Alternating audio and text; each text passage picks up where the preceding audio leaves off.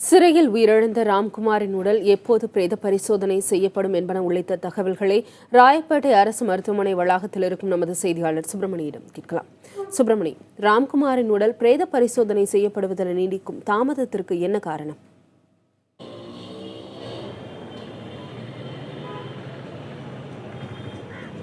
ராயப்பேட்டை அரசு மருத்துவமனையில் வைக்கப்பட்டுள்ள ராம்குமாரின் உடல் இன்று பிரேத பரிசோதனை செய்வதில் காலதாமதம் ஏற்பட்டிருக்கிறது என்றுதான் சொல்ல வேண்டும். இன்று காலையிலிருந்து பலத்த பாதுகாப்பு ஏற்பாடுகள் செய்யப்பட்டிருக்கிறது. ஆனால் ராம்குமாரின் உடல் பிரேத பரிசோதனை செய்வதில் காலதாமதம் ஏற்பட்டிருக்கிறது. ராம்குமாரின் பெற்றோர் இதுவரை ராயப்பேட்டை அரசு மருத்துவமனைக்கு யாரும் வரவில்லை.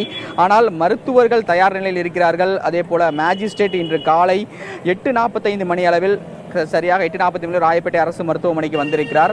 நேற்று ராயப்பேட்டை அரசு மருத்துவமனைக்கு திருவள்ளூர் மேஜிஸ்ட்ரேட் தமிழ்ச்செல்வி வந்து விசாரணை நடத்தினார். அதே போல புழல் சிறையிலும் விசாரணை நடத்தியிருந்தார். இந்த நிலையில் ராம்குமாரின் பெற்றோர் இதுவரை ராயப்பேட்டை அரசு மருத்துவமனைக்கு வராத காரணத்தினால் இதுவரை பிரேத பரிசோதனை தொடங்கப்படவில்லை. முதல் கட்டமாக மேஜிஸ்ட்ரேட் முன்னிலையில் பிரேத பரிசோதனை நடைபெறும். அதன் பிறகுதான் மருத்துவர்கள் உடற்கூறு ஆய்வு நடத்துவார்கள். முதல் கட்டமாக அந்த பிரேத பரிசோதனையின் போது காயங்கள், வெளிப்புற காயங்கள் என்னென்ன இருக்கிறது என்பதை மேஜிஸ்ட்ரேட் முன்பு ஆய்வு செய்வார். அதன் பிறகுதான் மருத்துவர்கள் உடற்கூறு ஆய்வு நடத்துவார்கள். ஆனால் அதற்காக மருத்துவர்கள் தயார் நிலையில் இருக்கிறார்கள். ராம்குமாரின் பெற்றோர் தரப்பில் யாரும் இதுவரை வரவில்லை. வழக்கறிஞர் தரப்பிலும் யாரும் இது வரவில்லை. அதன் காரணமாக இது காலதாமதம் ஏற்பட்டிருக்கிறது. திவ்யா, சுப்பிரமணி, ராம்குமாரோட பெற்றோர் தரப்பும் வழக்கறிஞர் தரப்பும் ராயப்பேட்டை அரசு மருத்துவமனைக்கு வராதற்கு என்ன காரணம்? ஏற்கனவே அவர்கள் இது தொடர்பாக சிபிஐ விசாரணை தேவை அப்படின்ற கோரிக்கையை தொடர்ந்து வலியுறுத்திட்டு வர்றாங்க. அது ஏதாவது காரணமா இருக்குமா? வராதற்கான காரணம் என்ன?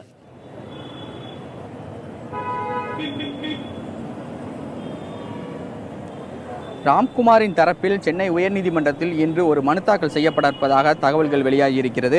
சிபிஐ விசாரணை கோரி மனு தாக்கல் செய்யப்பட இருப்பதாக அவரது வழக்கறிஞர் நேற்றே தெரிவித்திருந்தார். அதன் அடிப்படையில் சென்னை உயர்நீதிமன்றத்தில் இதற்கான ஏற்பாடுகளை அவர்கள் ராம்குமார் தரப்பு வழக்கறிஞர் ஈடுபட்டு இருக்கிறார். அதன் காரணமாக தாமதம் ஏற்படுவதாகவும் அவர் தரப்பில் ஏற்கனவே இன்று காலை தெரிவிக்கப்பட்டிருந்தது. இந்த நிலையில் பாதுகாப்பு என்பது மயிலாப்பூர் துணை ஆணையர் பாலகிருஷ்ணன், அதே போல டி நகர் துணை ஆணையர் சரவணன் தலைமையில் இங்கே முழுமையான பாதுகாப்பு ஏற்பாடுகள் செய்யப்பட்டிருக்கிறது. 200 போலீசார் கிட்டத்தட்ட பாதுகாப்பு பணியில் அமர்த்தப்பட்டிருக்கிறார்கள். மருத்துவமனைக்குள் மருத்துவர்கள் தவிர வேறு யாரும் அனுமதி இல்லை. அதே போல ராம்குமாரின் உடலை இதுவரை யாரும் பார்ப்பதற்கு அனுமதி வழங்கப்படவில்லை. ராம்குமாரின் பெற்றோர் வந்த பிறகு அவர்களிடம் முதல் கட்டமாக மேஜிஸ்ட்ரேட் விசாரணை நடத்துவார்.